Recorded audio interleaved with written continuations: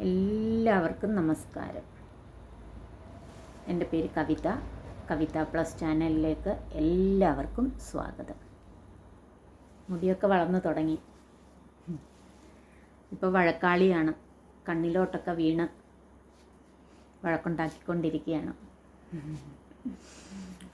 മുടിയൊക്കെ പോയി കിളുത്ത് കഴിഞ്ഞ് ഇപ്പോൾ കൊച്ചുകുട്ടികളുടെ സ്റ്റൈലാണല്ലോ, സ്ലൈഡൊക്കെ കുത്തി നടക്കണം. ഇന്ന് ഞാൻ എൻ്റെ ഡോക്ടറിനെ കുറിച്ച് പറയാം. കഴിഞ്ഞ മാസം മന്ത്ലി ചെക്കപ്പിന് ഹോസ്പിറ്റലിൽ ചെന്നപ്പോൾ ചേട്ടൻ ഡോക്ടറിനോട് പറഞ്ഞു, സാർ, ഞങ്ങൾ അടുത്ത മാസം മോൻ്റെ അഡ്മിഷനുമായി ബന്ധപ്പെട്ട് പഞ്ചാബിന് പോകുന്നുണ്ട്. ട്രെയിനിലാണ് പോകുന്നത്. സാറ് പെട്ടെന്നൊന്ന് ഞെട്ടി. ട്രെയിനിലോ? അതിലെ ഫുഡൊക്കെ കൊള്ളുമോ? ബാത്റൂമൊക്കെ നല്ലതാണോ? ഇൻഫെക്ഷൻസ് വരാൻ സാധ്യതയില്ലേ? സാർ ഒത്തിരി കാലമായി ട്രെയിനിൽ യാത്ര ചെയ്തിട്ട്, അതുകൊണ്ട് ട്രെയിനിലെ കാര്യങ്ങളൊന്നും അറിയില്ല. സാറിൻ്റെ ആ ഒരു വിഷമം, അല്ലെങ്കിൽ തൻ്റെ പേഷ്യൻറ്റിന് ഇൻഫെക്ഷൻ വരുമോ എന്നുള്ള ആ ഒരു ചിന്ത കണ്ട് എനിക്കതൊരു ഭയങ്കര സന്തോഷമായിട്ട് തോന്നി. സാറ് എത്രമാത്രം തൻ്റെ പേഷ്യൻറ്റിനെ ശ്രദ്ധിക്കുന്നു. സാറ് യാത്ര പോകണ്ടെന്നൊന്നും പറഞ്ഞില്ല. സാറിന് ഫ്ലൈറ്റിൽ പോകുന്നതായിരുന്നു ഇഷ്ടം. നമ്മുടെ അവസ്ഥ നിങ്ങൾക്കെല്ലാം അറിയാമല്ലോ, ഒന്നുകൂടെ പറഞ്ഞ് ബോറടിപ്പിക്കുന്നില്ല. അപ്പോൾ സാറ് കുറേ ആൻറ്റിബയോട്ടിക്സ്, നമ്മൾ ട്രെയിനിൽ ശ്രദ്ധിക്കേണ്ട കാര്യങ്ങൾ ഒക്കെ പറഞ്ഞു തന്നു. ഏത് സമയവും സാറിനെ വിളിക്കാൻ ഫോൺ നമ്പർ തന്നു. വിളിച്ചാൽ സാറിന് ചിലപ്പോൾ എടുക്കാൻ പറ്റത്തില്ല, കാരണം ധാരാളം പേഷ്യൻസ് ഉള്ള ആളല്ലേ.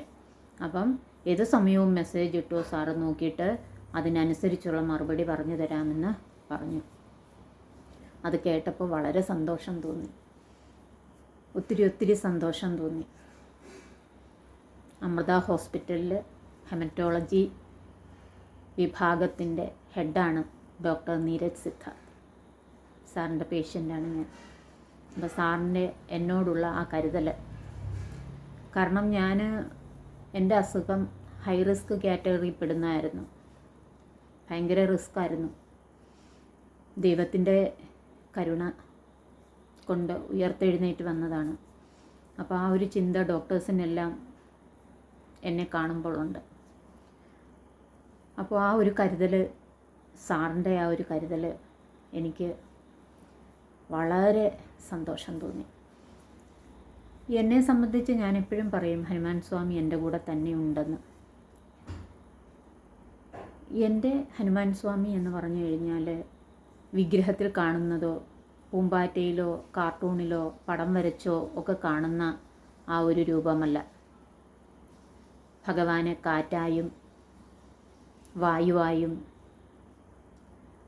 ഗന്ധമായും ഒക്കെ ഇങ്ങനെ ചുറ്റിനും തഴുകിത്തലോടി നമ്മളെ ആശ്വസിപ്പിച്ച്, നമ്മളുടെ പ്രയാസങ്ങളിൽ നിന്ന് ഉയർത്തെഴുന്നേൽപ്പിച്ച്, നമുക്കുണ്ടാകുന്ന രോഗങ്ങളിൽ നിന്ന് ഉയർത്തെഴുന്നേൽപ്പിച്ച്, ഒരു വീഴ്ചയിൽ നിന്ന് ഉയർത്തെഴുന്നേൽപ്പിച്ച് എന്നെ പ്രൊട്ടക്റ്റ് ചെയ്യുന്ന ഭഗവാനാണ് എന്ന് ഞാൻ വിശ്വസിക്കുന്നു.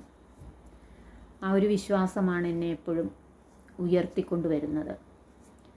അങ്ങനെ ആ ഒരു ട്രെയിൻ യാത്ര, ആ ഭഗവാന്റെ കാരുണ്യം കൊണ്ടായിരിക്കാം. നല്ല ഫുഡ്,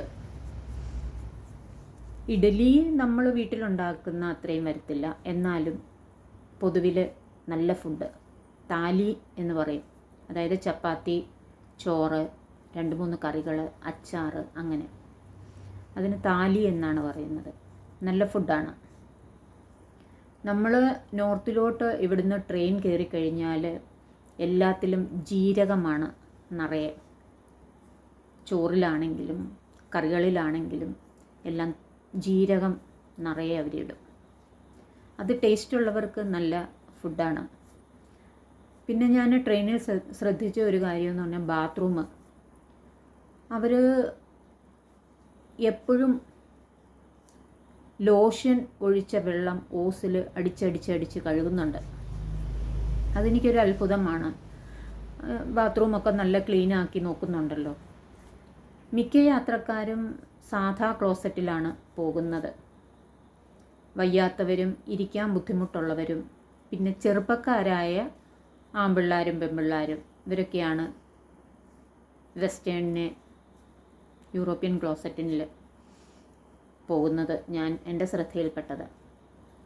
അങ്ങനെ എന്തായാലും ടിഷ്യൂ പേപ്പറും ഒക്കെ കൊണ്ടുപോയി അതൊക്കെ വെച്ചാണ് ഇരുന്നത്. കാരണം ധാരാളം ആൾക്കാർ ഇരിക്കുന്നതല്ലേ, ഇൻഫെക്ഷൻസ് ഉണ്ടാകാം. അങ്ങനെയെല്ലാം കെയർ ചെയ്ത് ദൈവ കൃപയാൽ ഒരു അസുഖം പോലും വന്നില്ല. ഒരു വായു ഗുളിക പോലും കഴിക്കേണ്ടി വന്നില്ല. ഭഗവാന്റെ ആ ഒരു കരുതൽ എന്നും ഉണ്ടാവണേ എന്നുള്ള ഒരു പ്രാർത്ഥന. ഇനി തിങ്കളാഴ്ച ചെക്കപ്പാണ്.